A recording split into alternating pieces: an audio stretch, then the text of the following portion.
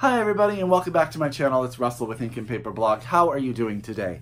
Happy first day of 2019. Happy day off if you have it. If you had to work today, I hope it was an easy day and that it was non-stressful. I hope that you got to kick off your reading year today and that a book that you chose really starts your 2019 with a bang. I wanted to start this video, which I'll give you the topic in a minute, but first I've got to show you guys my favorite t-shirt that I got for Christmas from my husband. Real Men Read Books. I love this shirt.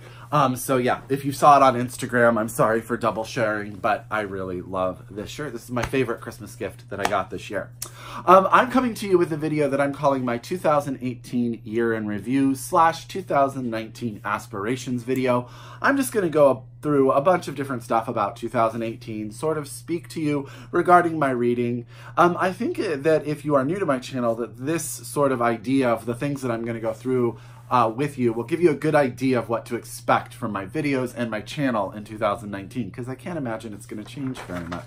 I got a lot of the statistical stuff from Goodreads, or I manually did it myself, so can't promise that it's all 100%, but it's pretty accurate if you look at it in the long run. Now, well, I'm going to start by talking about how many books I read in 2018, but I want to just caveat that with, I think if you read any amount of books in a year, that you really should be proud of yourself. If you read one more book than you read last year, or you read one book in entirety, if that was what you could fit in, I think you guys should just be really proud of that. I think when you compare to other people, especially people who read constantly, it can get a little bit overwhelming. I am amazed at people that read 200 and 300 books in a year. I don't know how they do it, but this is not a category that you really should compare yourself to anyone else. I read 115 books in 2018. I know I posted on Instagram that I had read 114, but I hadn't coded one. So I was super excited to get myself to around 115.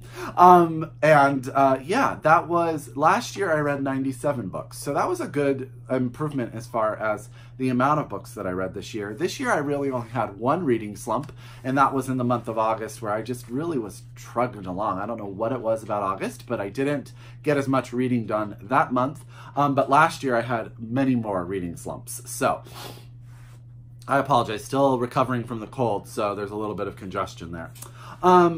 Let's see here. Goodreads tells me I read 31,431 pages in 2018. The longest book I read was the amazing Free Food for Millionaires by Min Jin Lee. Love Min Jin Lee. That came in at 624 pages. My average book length was 273 pages. That was clearly, you know, I read graphic novels, I read children's books that are, you know, 20, 30, 40 pages long. But you know what? A lot of books between 250 and 350 pages are really sort of my bread and butter, so that number does not surprise me. My average rating was 4, and I am not surprised by this. I had a fantastic 2008 reading year. I read so many amazing books. So yeah, I'm not surprised that my average rating was 4, because I didn't really have anything overall that I truly disliked. And I was more particular this year. I definitely read the books that I wanted to read, which usually means that you're going to like them a little bit more. Okay, let's talk the demographics of my reading. And none of this, I think, will come as any surprise to anybody. Of the 115 books that I read last year, 76% were written by women, 22% were written by men, and 2% were written by non-binary persons. Of the books that I read, 46% were written by people of color. The one statistic that truly surprised me was I only read 10 books in translation last year. I bought a ton of books in translation, so I don't know what I was doing, why I didn't read them, but 2019, that's going to have to change. I've created a couple of questions for myself too that we're going to go into now, but I read 10 books in translation, and all of them were very, very good. So that is on me, and I will be making a change in 2019. I created the question, what is a book this year that I would have liked to get more attention? And I think that it came out late in the year, but a book that I just gobbled up that I thought was just a great, fun, entertaining, creepy, fantastic read was My Sister the Serial Killer. I really liked it, and I thought it was like sort of watching a really good or reading a really good thriller type movie, and I was on the edge of my seat, and I just don't know that I've seen a ton of people talk about it and it get as much attention as I would like. So from 2018, I'm pulling My Sister the Serial Killer as the book that I would have liked to see more people read, and maybe in 2019 I can see that happen. I will be talking about it. I thought I would sort of talk about the backlist book that I read that blew my mind.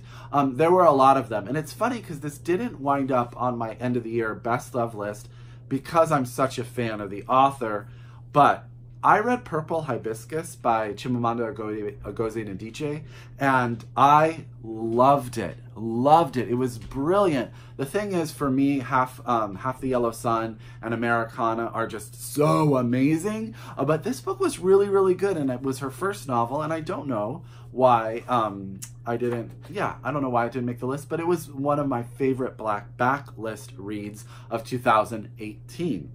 I thought what I would do, I have to put a little bit of like sauciness in this. What was my most controversial opinion of 2018? And I sort of was thinking, is this book related, reading related? But one really sticks out to me as the one where I was really on the periphery. And that was the novel There by Tommy Orange. I just didn't get the hype. It was probably for me the book that I just didn't understand why people were so excited about it. I had such high expectations, and it just didn't work for me, which is unfortunate, but I definitely am on the periphery when it comes to that novel. So that's probably my most controversial opinion, was just my utter not really caring for There by Tommy Orange. I met him. I think he is actually a fantastic person, and I'm interested to see what he does next. But yeah, there you go. That would be my controversial opinion of the year. And then last or not least in regards to 2018, I thought I would share with you a booktuber that I was introduced to that I think needs more attention, that I really, really enjoy. So I will link her channel down below. Please, if you are watching this, go to her channel. I should tell you who it is. And it's Jaclyn over at 6 Minutes for Me. She's just so great. She does a lot of stuff with Kendra Winchester of The Reading Women. I think she even maybe writes for their blog. But I watch her, and she's one of those booktubers that I watch, and I'm in just awe of her eloquence and really the way that she talks about books. She has such a calming demeanor. She just sort of relaxes me into the world of books. And so if you guys are not subscribed to Jaclyn's channel, please click on her link down below. I really would love to see her get more subscribers because she is worth it. She is fantastic, and she will introduce you to great books moving forward. And I think she's an Australian who lives in Texas, I believe. And so she has a very unique perspective, and she talks about Australian literature, which is something I think we don't get as much in the US. So that's always really cool. So that was 2018 in review. Do you guys have any questions about 2018? Love to answer them down below. And we'll talk about 2019 aspirations now.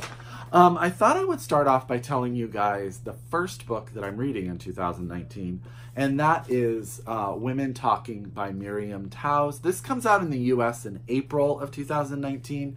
But it is already out in Canada. I'm not sure if it's out in the UK yet, but Miriam wrote the novel All My Puny Sorrows, which was a huge hit a few years ago.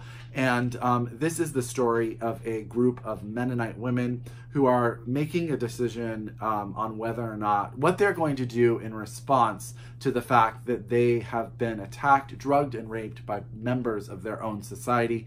And sort of the complexities that go with that for these Mennonite women. They speak the language of the Mennonites, but they don't speak the language of the country they're in. They've never left. They don't know what the world looks like. What do you do in this situation? I started this morning.